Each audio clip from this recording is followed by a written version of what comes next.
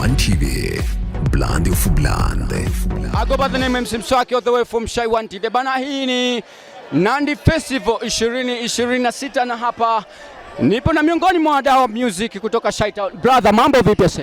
Kama kawaida. Poa, mshua. Unyama mshua. Bana, tunazungumzia Nandi Festival 2026. Na tunajua ni mdau wa music kutoka Shy Town.